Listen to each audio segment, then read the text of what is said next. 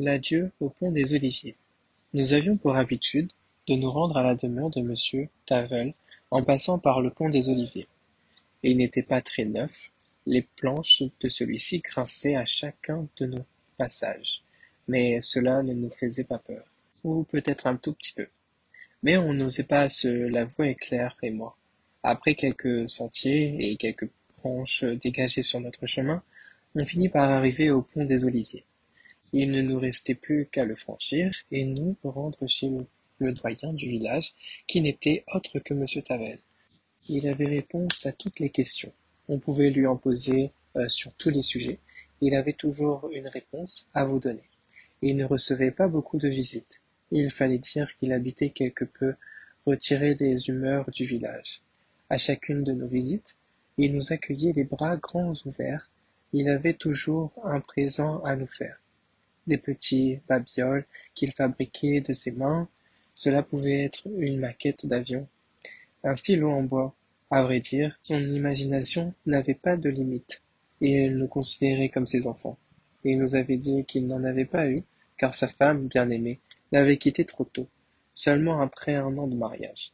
Elle ne l'avait pas quitté pour aller avec un autre homme, rien de tout cela, hélas. Un des plus grands malheurs en était la cause, l'histoire de ce pont en fait un peu partie. Il nous avait raconté, en passant sur les détails, son histoire, celle de Caroline qui était tombée de ce pont une nuit.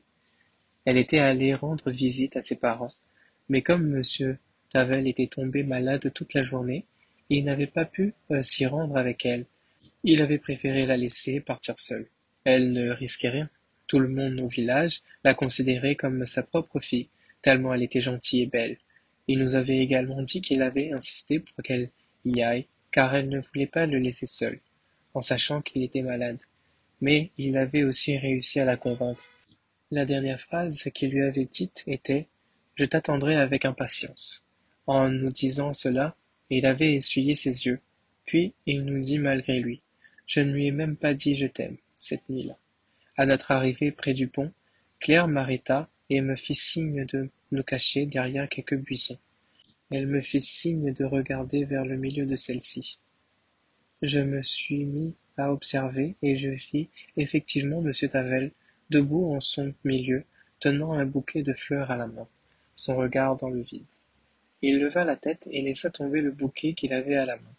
Il murmura quelques mots et essuya ses yeux. Soudainement, Claire me dit « Allons le voir, John. Je sens qu'il est triste et il a besoin de nous. Ne le laissons pas tout seul. » Je me tournai vers